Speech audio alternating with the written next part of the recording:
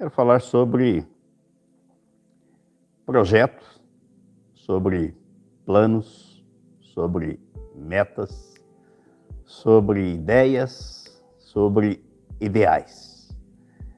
Mas ao invés de abordar especificamente cada um desses temas, eu gostaria de fazer uma análise, uma abordagem sobre uma pessoa que executou tudo isso, que veio a este mundo para pôr em prática um plano, um propósito, um objetivo, uma missão.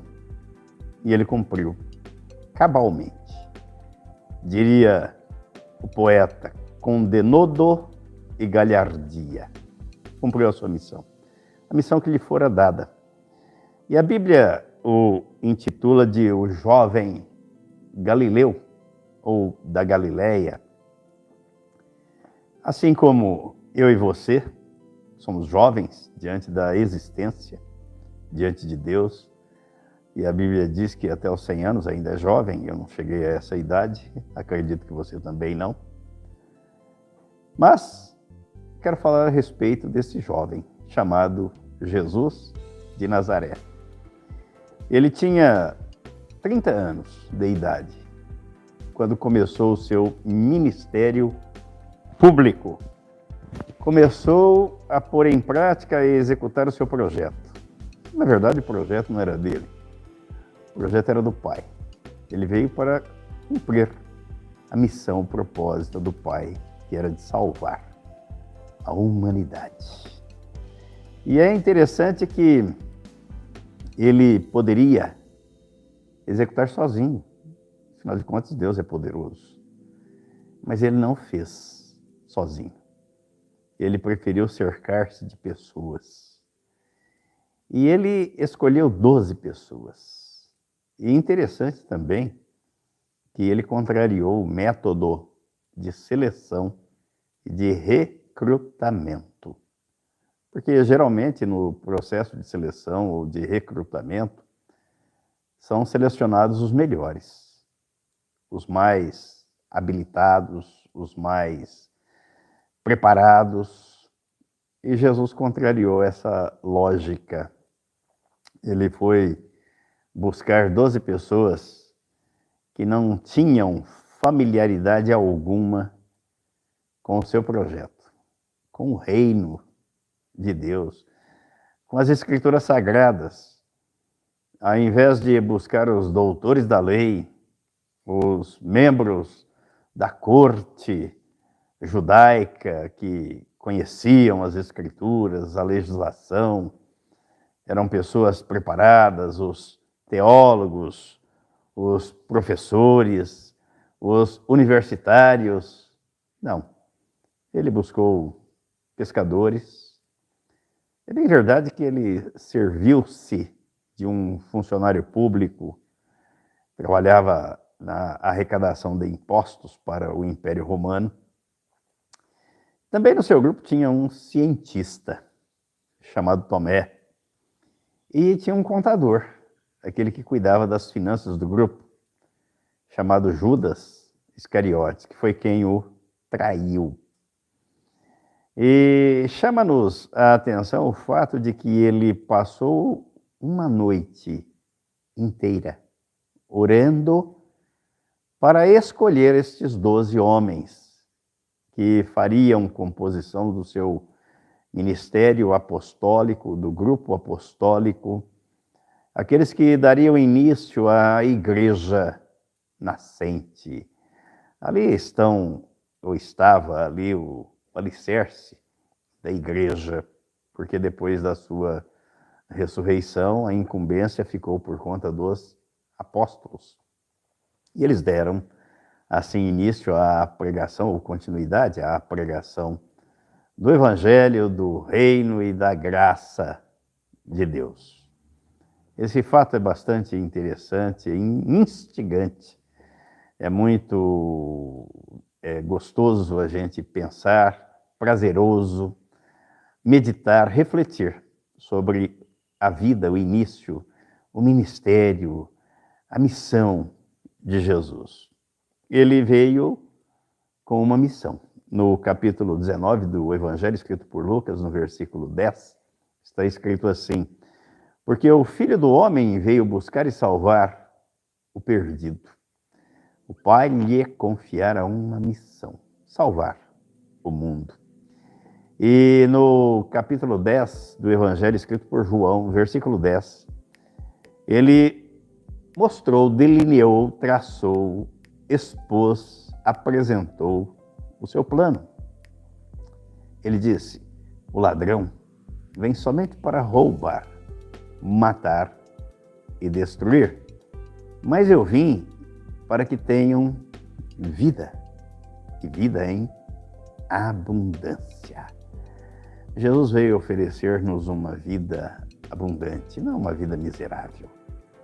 É bom a gente parar para refletir sobre essas coisas, porque ele veio oferecer muito mais do que uma vida eterna.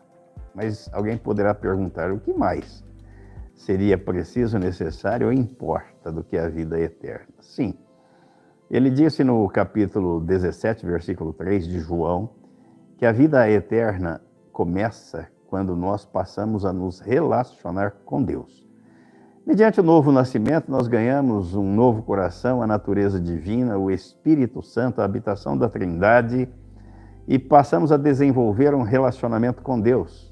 Então passamos a viver a vida eterna. E a vida abundante, ela está contida, embutida e faz parte dessa vida eterna. Porque se começamos a viver aqui, o início não será depois da nossa partida deste mundo, dessa vida, mas aqui já em vida. E é aqui mesmo em vida, já no presente, que Deus quer que tenhamos vida abundante. Vida abundante significa uma vida próspera em todas as áreas da nossa vida.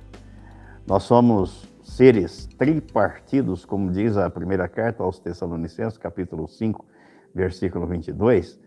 O apóstolo Paulo, na oração dele, diz que o Deus da paz vos santifique em tudo: corpo, alma e espírito. Ninguém pode dizer que é feliz na vida espiritual se não for feliz na vida conjugal. Ninguém pode dizer que é feliz na vida espiritual e conjugal se não for feliz na vida física, biológica, se não tiver uma boa saúde, não desfrutar de uma boa saúde. E saúde aqui é saúde física, mental e emocional, uma vida equilibrada nas suas emoções, inclusive. Porque nós carecemos de um fator chamado inteligência emocional. E as coisas devem ser equilibradas, tanto a razão quanto a emoção. E a Bíblia trata de tudo isso. Jesus veio nos oferecer, trazer um presente, doou-se a si mesmo para que tenhamos uma vida próspera, uma vida feliz, uma vida abundante. E a prosperidade passa por todas as áreas da nossa vida. Mas este jovem Galileu, que veio implantar um projeto, veio cumprir a vontade do Pai. Na execução do seu projeto, ele enfrentou toda sorte de obstáculos e oposição. Vários foram os atentados contra a própria vida. Não teve vida fácil desde o seu nascimento. Quando Herodes mandou matar as crianças, meninos de 2 anos para baixo, presumindo que Jesus ali estivesse e fosse morto, porque Herodes sentiu-se ameaçado no seu reino, diante da notícia de que nascera o rei dos judeus, o rei Jesus. Herodes sentiu o trono ameaçado e mandou matar os meninos. Mas, por providência divina, já que ninguém frustra ou impede os planos de Deus, a ação de Deus, José fora advertido por um anjo à noite e fugiu do Egito, e com ele Maria e Jesus. Então ele escapou, foi livre, se livrou da morte por providência divina. No seu ministério terreno também, várias foram as perseguições. Tentaram matá-lo, espreitá-lo, mas enquanto não chegou a hora de ele ir à cruz, ninguém pôde tirar-lhe a vida. E foi o próprio Jesus quem disse isso no capítulo 10 de João, nos versículos 17 e 18. Por isso o Pai me ama, porque eu dou a minha vida para a reassumir. Entregou e ressuscitou. Reassumiu. E ninguém a tira de mim. Pelo contrário, eu espontaneamente a dou. Então ninguém matou Jesus. Jesus se entregou para ser crucificado. Porque naquela crucificação está a crucificação do nosso velho homem para o pecado, morte para o pecado e sepultamento para o pecado. Esta é a obra. Este foi o projeto que ele executou. E ele diz: tenho autoridade para entregar e também para reavê-la. Este mandato recebi de meu pai. O pai deu uma procuração a ele com plenos poderes. Vai e executa a missão, o projeto. E ele cumpriu, a contento, a cabo, à risca. Tanto é que no mesmo evangelho escrito por João, no capítulo 19, versículos 28 ao 30, está escrito assim: depois, vendo Jesus que tudo já estava consumado para se cumprir a Escritura, disse: tenho sede. E estava ali um vaso cheio de vinagre. Embeberam de vinagre uma esponja e, fixando-a num caniço de isopo, lhe a chegaram à boca. Quando, pois, Jesus tomou o vinagre, disse: está consumado. E, inclinando a cabeça, rendeu o Espírito. Então Jesus recebeu uma missão. Tinha um projeto, tinha um plano, um propósito. E cumpriu. Foi à cruz e disse: Pai, a obra que me deste a fazer está consumada. A nossa redenção, a nossa salvação para que tenhamos vida. Vida eterna, vida abundante, vida próspera, vida abençoada e não vida medíocre, como muitos que se dizem cristãos vivem. Esse não é o projeto, não faz parte do projeto divino. Pense nisso. Reprograme, remodele, renove a sua mente, sua visão, sua forma de ver, de pensar, de falar, de agir. Procure encaixar tudo isso à luz daquilo que está escrito na palavra de Deus. Peça a orientação do Espírito Santo. Ele é o nosso orientador, o nosso guia, o nosso mestre, o nosso consolador. Aquele que nos acompanha, que intercede por nós, que nos assiste, é o nosso assistente. Você procura alguém para te ajudar, para te auxiliar, para te assessorar. Não há um assessor melhor do que o Espírito Santo. Fale com ele. Ele está à disposição daqueles que estão em Cristo, daqueles que são novas criaturas e creem naquilo que está escrito na palavra de Deus.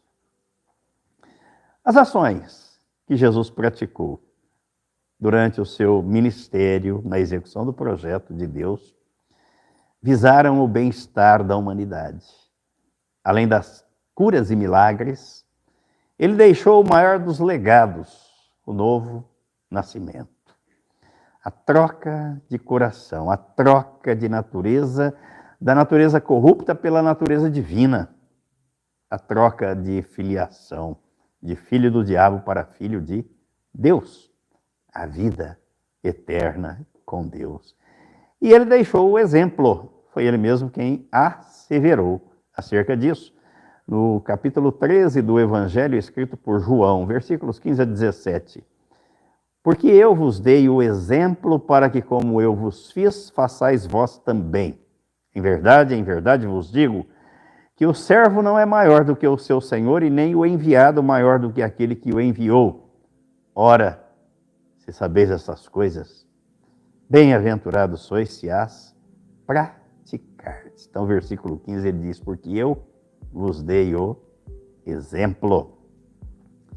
Diante dessa breve síntese, dessa breve reflexão acerca do jovem Galileu, acerca de um propósito, acerca de um ministério, acerca de um alvo, de uma meta, de um ideal, de uma missão. Qual é a sua posição? Qual tem sido a sua visão? O apóstolo Paulo diz que nós devemos renovar a nossa mente a cada dia. Se não fizermos assim, não experimentaremos jamais a boa, perfeita e agradável vontade de Deus. Quais são as perguntas que você faz para você mesmo? De onde eu vim? Quem eu sou? Para onde eu vou? Onde é que eu quero chegar? Eu não nasci do tamanho que sou. Eu me desenvolvi fisicamente, mentalmente, biologicamente, espiritualmente. E eu preciso continuar me desenvolvendo, porque é bíblico. O apóstolo Paulo diz na carta aos Filipenses, no capítulo 2, que nós devemos desenvolver a nossa salvação. E Romanos 12, 1 e 2, ele diz que nós devemos renovar a nossa mente. Na segunda carta de Pedro, no capítulo 3, ele diz que nós precisamos crescer na graça e no conhecimento do nosso Senhor e Salvador Jesus Cristo, que passa pela leitura da Bíblia Sagrada, pelas leituras afins que nos levam, nos ajudam na compreensão do propósito e da vontade de Deus para a nossa vida. Pense nisso. Qual é a sua parte na execução deste projeto? O projeto foi consumado, a obra foi consumada, mas Jesus deixou-nos uma incumbência. Depois da sua ressurreição, ele apareceu aos discípulos e disse, agora vocês vão por todo o mundo fazer discípulos. Você tem feito discípulos? E vocês vão batizar os discípulos em nome do Pai, do Filho e do Espírito Santo e vão ensiná-los todas as coisas que eu vos tenho ordenado. Qual é a sua parte? O que você tem feito nesse sentido? Você tem sido instrumento nas mãos de Deus, o Espírito Santo tem agido na sua vida, em você, através de você e apesar de você? Ou você tem sido daqueles que senta, chora, lamenta, lastima e murmura? Cuidado, porque o povo hebreu não entrou na terra de Canaã, exceto Josué e Calebe e a geração seguinte. Pense nisso. Às vezes, de forma simplista, a pregação é de que somos salvos, somos filhos de Deus. Jesus consumou a obra. Amém. É verdade. Mas ele deixou uma missão, assim como ele recebeu uma missão do Pai e executou. E você? Tem executado a sua? Pense que haverá o dia da prestação de contas. E o Senhor Jesus contou várias parábolas sobre isso. Haverá a prestação de contas dos dons que recebemos e dos talentos que ganhamos de Deus. O que é que você tem feito com eles? Tem usado apenas em benefício próprio ou em benefício do próximo? Jesus desceu dos céus e veio à terra por amor, para executar uma obra em nosso favor, não em benefício dele, porque ele não precisava. Ele era o próprio Deus encarnado. Então pense nisso. Qual tem sido a sua parcela de contribuição? Você está passando pela vida ou você está vivendo para deixar um legado, um exemplo, um modelo? Que Deus te abençoe, que o Espírito Santo te conforte, console, abra a tua visão, o entendimento e dê a revelação da palavra e do Evangelho, da graça de Deus em Cristo Jesus. Em nome de Jesus. Até a próxima. Nos veremos numa outra reflexão. Deus te abençoe. Graça e paz.